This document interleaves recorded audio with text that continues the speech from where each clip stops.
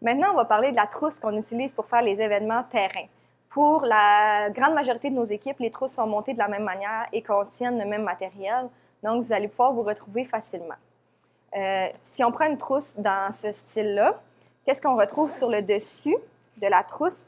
Ça va être tous les bandages élastiques que vous allez avoir besoin pour faire les hanches ou les épaules. Et vous allez retrouver aussi les bandages triangulaires si jamais vous avez besoin d'immobiliser un bras ou quoi que ce soit. Fait que ça, c'est dans le dessus, dans la poche sur le dessus. Quand on ouvre la grosse poche comme ça ici, donc à l'intérieur, on a tous les tapings dont on vient de discuter, comme ça ici. On a toujours crayon, Sharpie, certains Benadryl, des cartes d'affaires au besoin. OK? Et on a une pochette avec les crèmes qu'on a besoin. OK?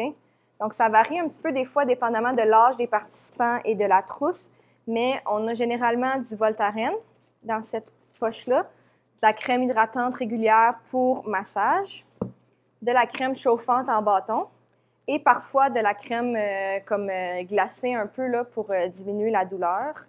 Donc, c'est tout placé ici. L'autre chose que vous allez retrouver, c'est des sacs Ziploc comme ça ici avec différentes grandeurs de gants qui vont être placés à l'intérieur de la poche principale. Si on va maintenant à l'avant de la trousse, c'est tout ce qui a rapport au saignement qui se trouve ici. Donc, vous allez avoir un beau sac Ziploc comme ça ici qui contient les plasters, les nose plugs, des Q-tips, des Steri-strips, donc tout ce que vous avez besoin là, pour gérer un saignement mineur. Et vous allez avoir aussi plusieurs gazes de toutes sortes de grandeurs, de toutes sortes d'épaisseurs, des adhésifs, des non-adhésifs, etc. Des gazes en rouleau. Vous allez aussi avoir tout ce qui est outils. Donc, des ciseaux, un Shark. Shark, c'est utilisé pour enlever les tapings de cheville.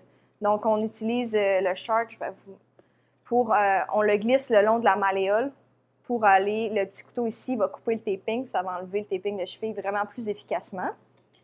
On a aussi un petit peu de polysporin au besoin, un penlight de surplus, vous devriez toujours en avoir un dans votre fanny pack, mais il y en a un de plus dans la trousse, et une pince à écharde, et finalement, dans la majorité de nos trousses, un petit peu de capelet de glucides au besoin pour les diabétiques. Donc ça se trouve tout dans la poche avant, qui est consacrée principalement au saignement. Ensuite de ça, on a deux poches sur le côté. Donc, la première ici va contenir tout ce qui est foam et immobilisation. Donc, on a du foam pour faire des beignes au besoin pour nos athlètes. Beignes qu'on peut coller avec l'Hypafix blanc, comme on a vu tout à l'heure. On a des splints. Donc, dans le fond, c'est une plaque de métal entourée de foam qu'on peut utiliser pour immobiliser une section comme le poignet si jamais il y a une possibilité de fracture. Et vous avez aussi des attelles pour les bras, justement. Donc, deux grandeurs d'attelles que vous pouvez utiliser, qui sont déjà faites au lieu d'utiliser un bandage triangulaire. Vous avez déjà l'attelle qui est déjà toute montée, beaucoup plus confortable pour l'athlète. Donc ça se trouve ici. Dans certaines trousses, dépendamment aussi, des fois, en plus du foam, il y a aussi des morceaux de gel qui sont le même principe, dans le fond, que le foam, juste moins épais la majorité du temps. Donc, si c'est pour mettre dans le patin, par exemple, on peut y aller avec du gel, c'est plus confortable. Si on va avec la dernière poche maintenant, sur l'autre côté, donc, on va avoir ici plus ce qui est emergency.